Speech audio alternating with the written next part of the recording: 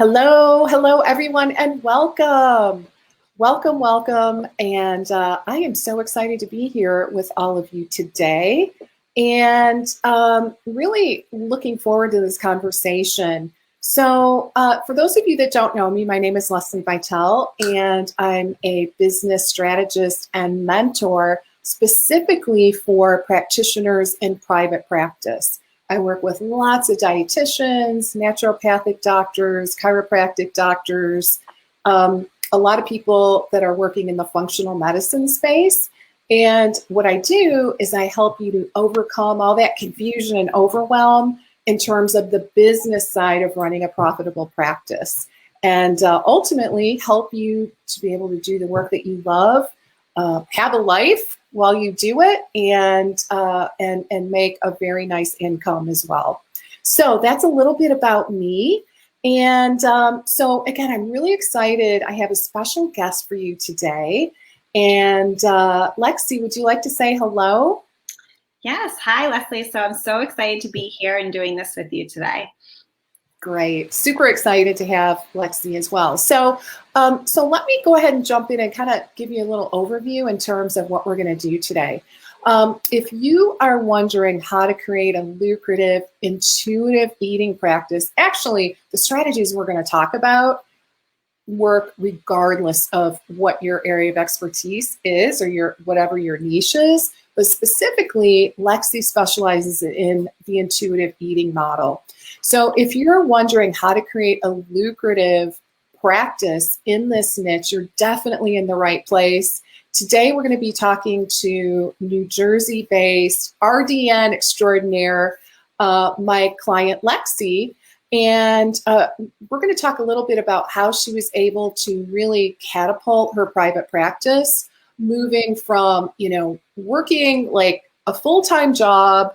And actually, I don't know if you were full-time, but I think you were pretty close. It was busy, right? It was busy. A job, juggling, having a baby at home with a job and a private practice. Yeah. So it was a lot.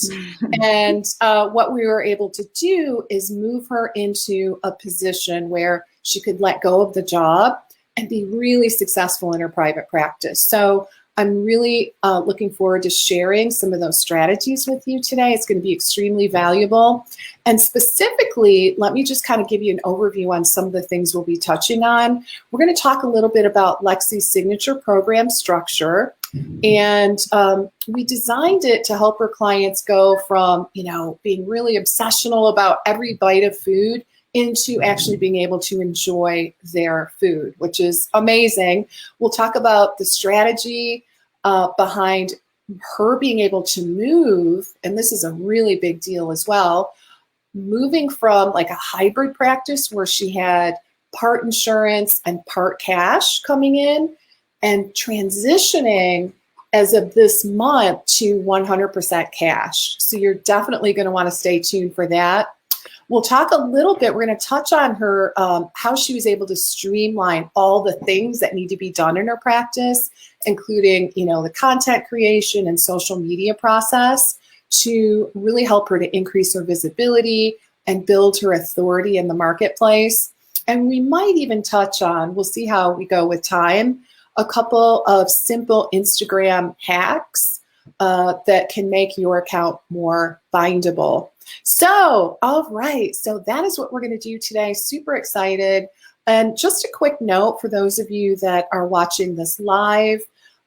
Interestingly, I can only see the comments if you are joining us from my business page on Facebook, okay? So if you would like to submit questions or comments, go ahead and look me up on Facebook.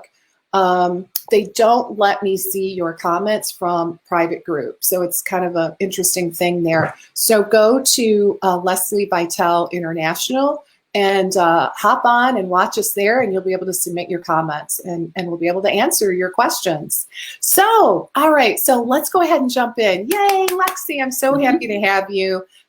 You've done amazing. So Lexi and I connected a little over 6 months. ago and have been working one-to-one in my private coaching program over the last 6 months.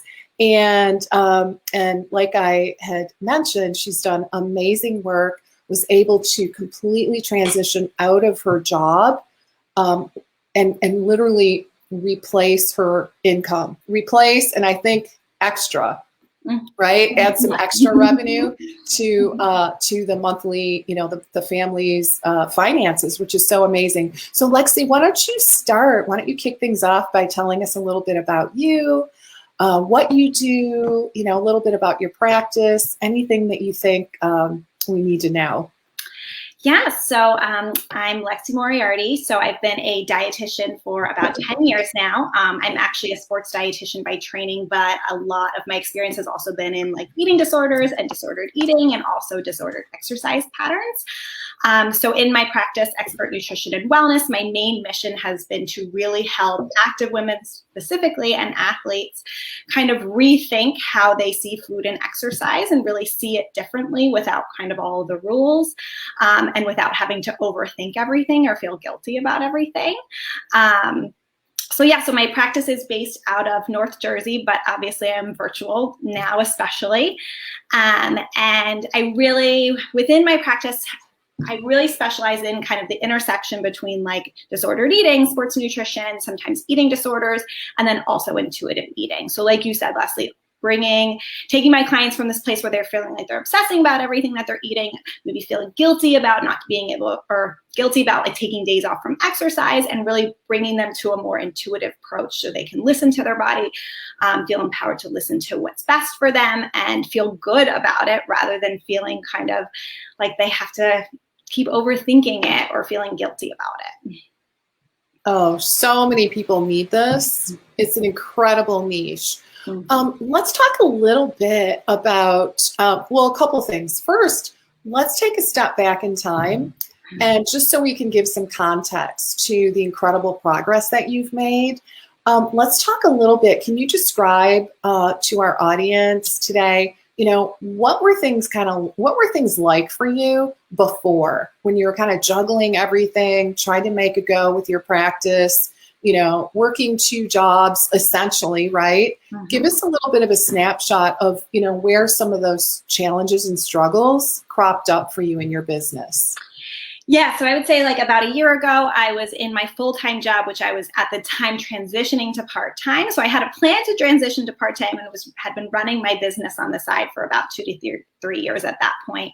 And it was definitely starting to get to me. I had a young baby at home. It was definitely starting to wear me down. I think it was starting to impact my physical health. It was just, I felt I wanted to do it all, and it was hard to kind of recognize where I couldn't do it all.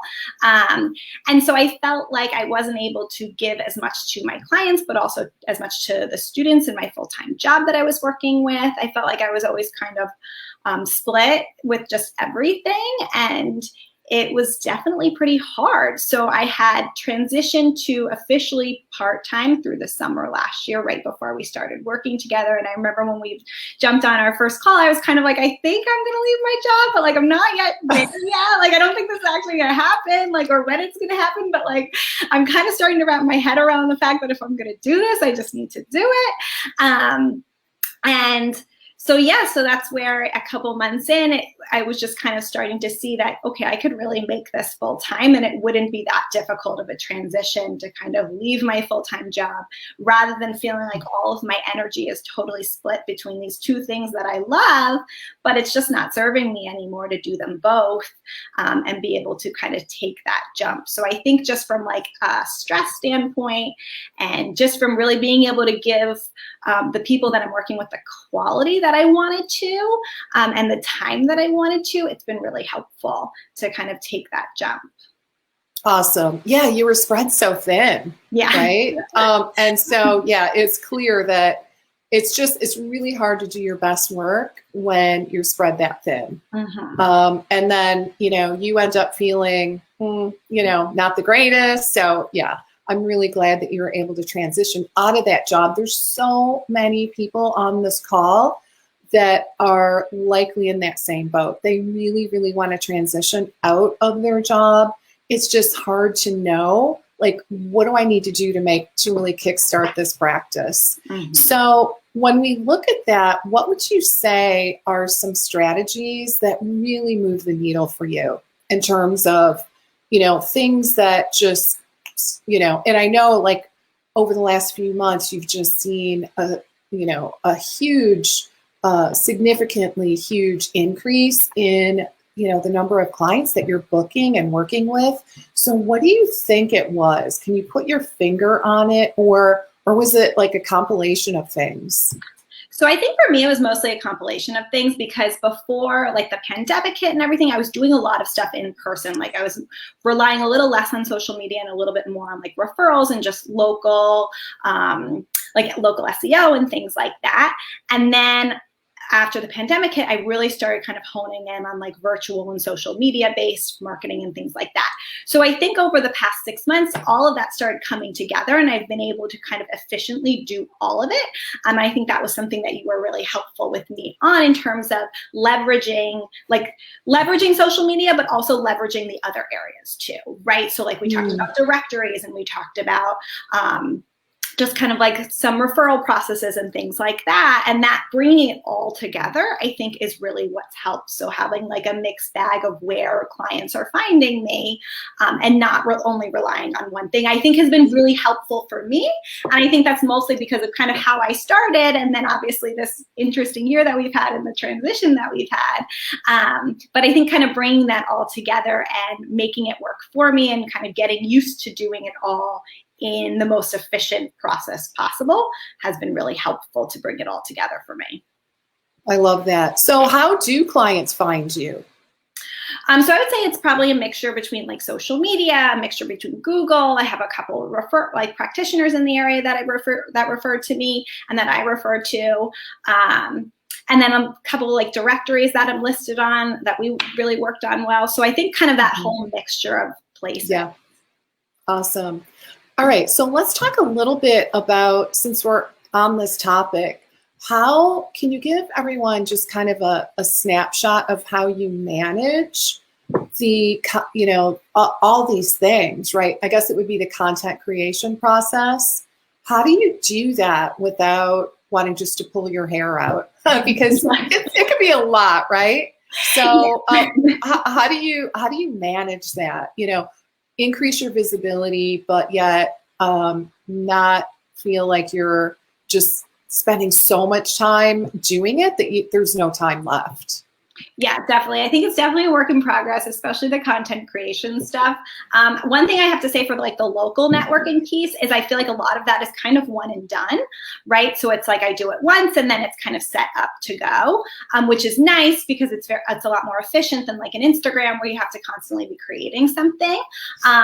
So typically I feel like from like a more of a local standpoint, I'll make an effort to like to network with at least 2 like practitioners in my area or online, like 2 to 3 times a month, kind of jumping on Zoom call just to kind of get to know people, and also for them to get to know me and my practice. And then from a content creation standpoint, I have to say that every month I think it gets a little easier.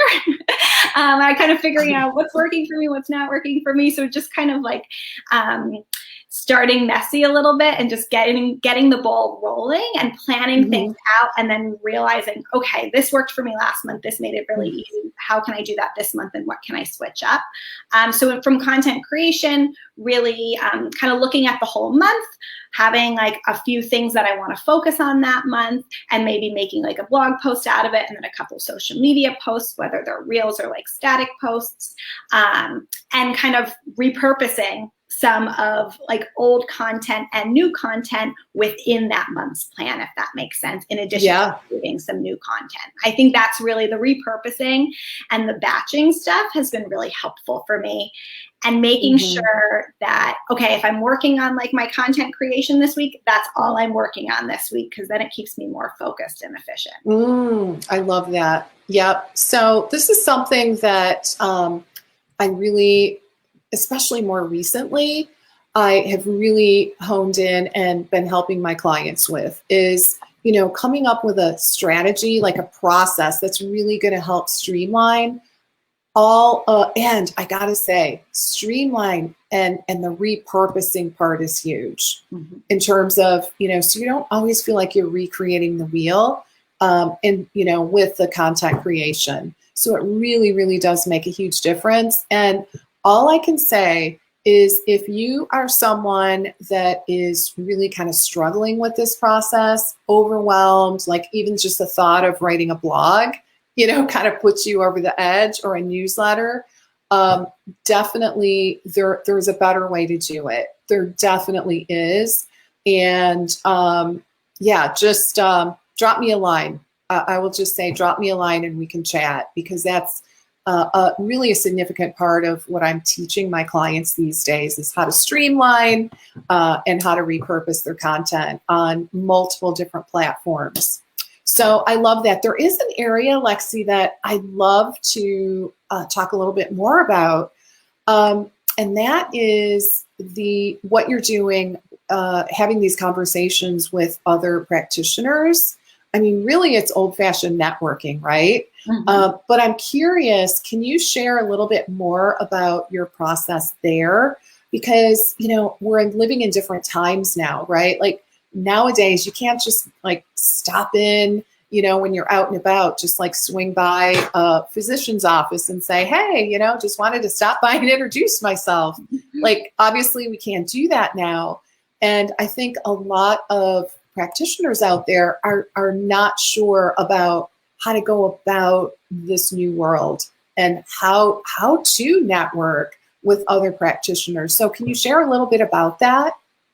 Yeah, definitely. So I think Instagram's been great for that, really just kind of seeing people who are kind of focusing on similar things to me, whether they're dietitians or maybe they're in a different provider area, and kind of messaging them, getting to know each other, just saying, hey, we're going to jump on a Zoom. Let's jump on a Zoom. Like, I'd love to get to know you more, especially too, because not every client's a perfect fit for me. So if I can refer them, I always like to provide a resource if they aren't, or if maybe they're not ready to work with me, like kind of sending them to somebody else that maybe they would be ready to work with if it's like a therapist or something like that.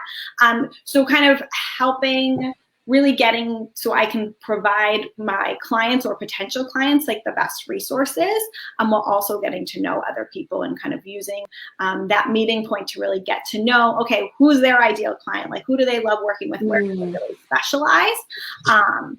So I think that's been helpful. And I do have to say, like, initially when I was doing it for more local providers, I was kind of reaching out over email if they weren't on Instagram, seeing what if they wanted to like meet in person or even just like jump on a phone call or something. But over time, what's been really helpful is that some of the providers I've networked with have actually passed my names to other providers, like, oh, this specializes in this area. So then they end up reaching out to me and I can network with them, and the conversation starts easily because they're already aware that I'm working with somebody else. So I think in terms of that, having that like area where I specialize, which is like active women or athletes, has helped those conversations develop between other providers about what I do, if that makes sense. Oh, it does. Okay. So I think one of the key takeaways is you are reaching out and you're setting it up so you're actually having Zoom calls with practitioners, which is amazing. And I really want to encourage everyone that's watching, that is what you need to do ultimately. Like, guys, leaving your business cards in an office or, that just doesn't work. I'll just be honest with you. The practitioner needs to have a sense of trust. They need to know you before they're actually going to kind of put their neck on the line, if you will, and refer to you. So really want to encourage you to take it a step further than you're probably accustomed to, and try to set up some networking calls. Like Lexi said, she's doing like a few a month. I think that's a really great thing to strive for. It's old-fashioned networking. It's just done a little bit differently in this day and age, but we've got video, so why not go for it? I'd love to talk, Lexi, a little bit about, you touched on it. I'd like to go a little deeper with your niche and how that has really helped you to stand apart and be very memorable.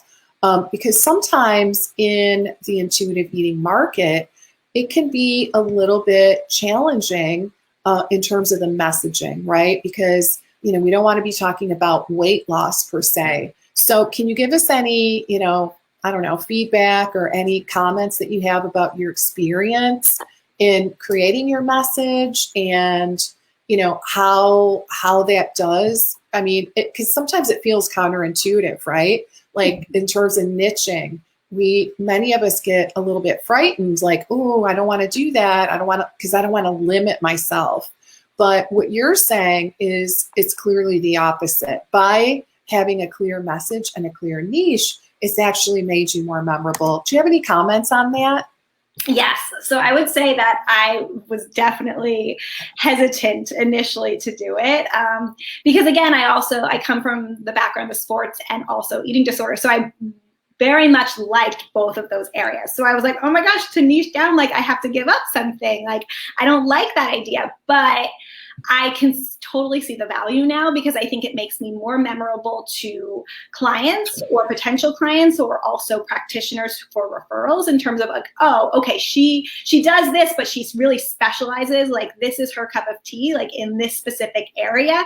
All right, so when I have a client or when I have a friend who's an athlete or who's really active and really loves exercise, maybe a little bit too much, all right, I know where to send them because she does a little bit of both in terms of the intuitive eating, the non-diet, but also that exercise and sports nutrition component. So I totally see the value. And I think for me, from like a clinician standpoint, it's been very helpful because I'm able to streamline a lot of my processes. So like I'm not like a jack of all trades anymore, which I was so used to doing in every job I ever had as a dietitian. But now I can really get down to the nitty gritty and not just specialize, but but just feel a little less stressed, honestly, in my day-to-day because I don't feel like I'm bouncing between so many different specialties. I can totally focus on what I love doing. So I think as much as I was resistant, I totally see the value now. And it's been really helpful for me just to clear up my messaging, as we talked about, but also for those other two reasons also, too. Yeah, it's so important. And again, even though it feels scary and it feels counterintuitive, it's going to set you free. And one of the things that we don't talk about very often in terms of the benefits of trying to niche down is what you said, Lexi, and that is that you don't have to be a complete, total expert in like everything when you niche down. You can really, really hone in on your craft in terms of how to help people in this specific area. And more or less, of course, at the end of the day, it's up to you, but you can let the other people go, which is pretty freeing. Can you tell us a little bit about, how we structured your signature program and just a little bit, because that's another area that, many practitioners are still doing the one session at a time model, right? Kind of that fee for service. And that's another area, I would say, if you're doing that, if any of the viewers here are, for the most part, in that one session at a time model, I'll just say that's a huge opportunity for business growth, right? Transitioning into more of a package signature program model. Can you comment about that transition for you, Lexi? And, just kind of give us an overview of what that entails. Yeah, so I think that was really helpful for me. And really just kind of in the way of even just setting the stage for the client. Listen, to get the results that you're looking for, like this is what we have to do. This is how long it's going to take. This is what it looks like. And really kind of easing that communication and clearly stating what they can expect from working with me, I think was really helpful. And then also too, as I was accepting insurance when I kind of transitioned to the program model. So obviously with an insurance, it gets a little stickier, but in those types of calls, I was really, again, just setting the stage. All right, we're going to do it session per session, but this is what you can expect to look like to work together. This is how long, this is what it's going to take to get the results that we want and where my clients are most successful. So that's kind of how I did it in both of those realms. But I think I was same thing, a little resistant. I was doing the one-off thing. It was fine. It was going fine. But again, it wasn't serving me at the end of the day. I kind of got to the point where I realize, like, how am I even going to get to where I want to be by doing what I'm doing in terms of the one-off sessions and not niching down? So So doing like the program-based model really helped. And it was a scary transition, but I got used to it. And again, same thing, really see the value now. And I think my clients really see the value, you know, because sometimes, especially a lot of the work that I do with like disordered eating and eating disorder, or disordered eating more so in the program base, but like it can feel really scary. And sometimes after 2 sessions, they're not going to see results. And that's normal in that process. But when you have them set up for a program, they kind of see that that's just part of the process, that we're going to have a couple foundational sessions where they might not see as much progress as they're going to see after 6 or 8 sessions. Right. I love that. So so what you're saying is it helps you as a practitioner. It's obviously great for business, right? From that business perspective. But let's face it, we're all clinicians here. And at the end of the day, we're in business to help our clients. So that's really honestly our guiding light here. And I hear it across the board, just how helpful it is to move into this model. It's helpful for the practitioner, but it's also, most importantly, it's super helpful for the client or the patient, because they actually then begin to realize that it's a process. And they also see that you have the roadmap, right? You've crafted a roadmap to help get them from this place of struggling over to this place, that transformation that they desire, at least getting them closer to it. So that is incredible. So, so you have a program. What do you do with your clients after they finish that initial commitment? So because of like the areas that I work in, a lot of clients continue to work with me after. So we'll typically transition to keep working bi-weekly together, or we'll transition to like once a month check-ins. And I try to promote like more of a package idea so that they're not just signing up for month to month. But oftentimes, since they've been with me for a while, since we kind of have an idea of the work that we still need to do, I'll work with the client individually to figure out and make my recommendations for what the best option is.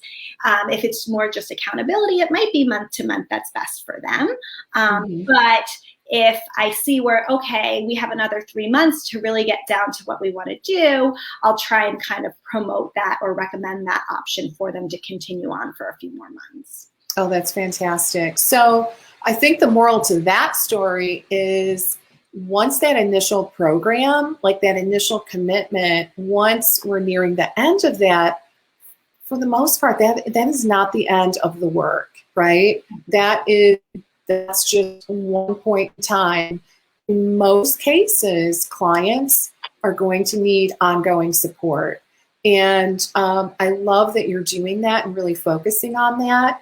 People, they get attached, right? They get very attached to the practitioner, and they want to continue to see these results. So it's a really great idea to have a continuation program, or, maybe even a couple of different versions of continuation based on the client's needs. So that way they still feel connected. So I'd love to chat a little bit about your journey with insurance. Okay. So let's talk about that. So when we started our work together 6 months ago, you were in the insurance model, and it was working okay, right? We had basically set up a hybrid practice for you, right? And then since then, more recently, you have transitioned into 100% cash. Can you tell us about that journey? First of all, what was it like in the insurance model for you? And then how did you make the transition, and why did you make the transition into cash?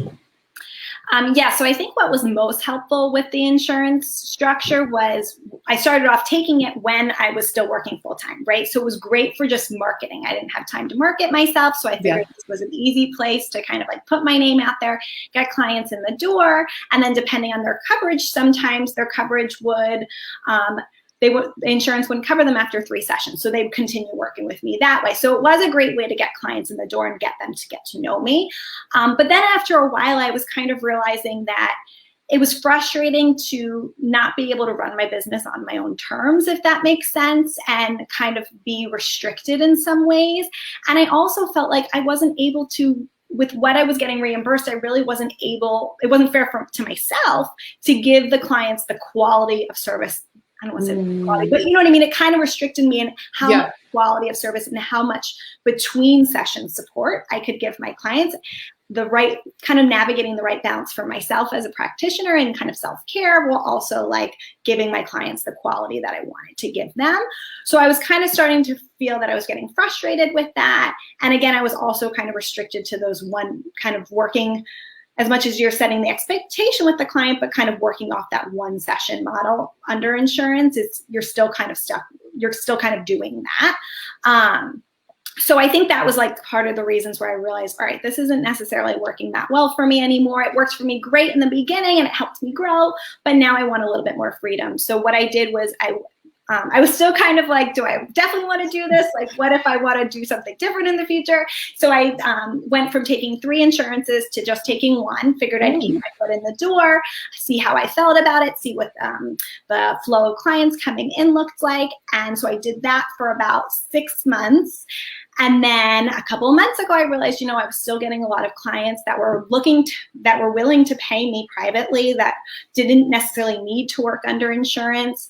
And I was getting my name out there enough and kind of getting enough influx of clients that I didn't really need the insurance model like I initially needed it. So I decided to just completely go out of network. And that's been a really exciting time because, again, it just helps me run my business on my own terms, which has been really nice to be able to do. Incredible. That's so good. And it's so brave, because many of us kind of resist change. And so, yeah, you a lot of kudos for making that transition. And yeah, so guys, there's pros and cons to everything, right? Insurance can be a great way to start. It's also sometimes challenging to move away from insurance. It's really scary. And so honestly, in all honesty, this is what I observe. It's challenging. Like I'd say Lexi is rare in that a lot of times when practitioners start in insurance, they really, really struggle to move away from it. So even though, they may have outgrown it, so to speak, it may not be serving them. So, but there's always pros and cons. I love what you did. And this is something that I recommend to clients that are not sure if they want to completely disengage from insurance. Just drop 1 or 2 plans, look at your mix of insurance and just get rid of a couple that aren't the best. And then just kind of see how that goes. So it's a transition. So it's not like, oh my God, overnight, everything's changed. So what kind of results have you had, like in terms of clients and, anything that you can share with all these strategies that you've been able to implement in your business? Like give us a sense of, how busy you are, how many clients you're serving. What does that look like for you? Yeah, so I've been able to consistently see like 8 to 12 clients per week, which is kind of where I've decided I kind of want to sit and where I really work best with running a business and seeing clients. And I've been able to be booked out about like a month ahead, which has been great, even a month and a half almost. And the past 2 months have been the months where I've actually brought in the most money in my business that I've done so far. So I'm just really excited to do that and kind of excited to see what's next. Yeah. What is next? Speaking of which, what do you think is next for Lexi? So I'm excited to be bringing on a dietitian into my practice to kind of see some clients for me. So I'm really excited about that. I've only ever been like the only dietitian in every role that I've ever had. So I'm really excited to kind of have a team of people, of dietitians to kind of work off each other and brainstorm together and really make it feel a little bit more fun. So I'm excited for that. And yeah, just kind of figuring out the next best thing to add to my business to kind of really provide a lot of quality to my clients. I love that. All right. Well, I love it. You shared so many pearls today, and I know you've got clients booked, so we're gonna call it a wrap. Really appreciate your time, Lexi. Really, you shared so many really just incredible strategies and tips. And guys, I hope by watching this just lets you know what's possible. It really is just so inspiring to see dietitians succeed and really being able to be their own boss, build their own team. I mean, that is incredible. So we'll definitely have to have a part 2 as you go through this next phase of building your practice with building out your team. So that is super exciting. So guys, more to come with Lexi. And thank you so much, Lexi. I really appreciate your time today. Bye, everybody.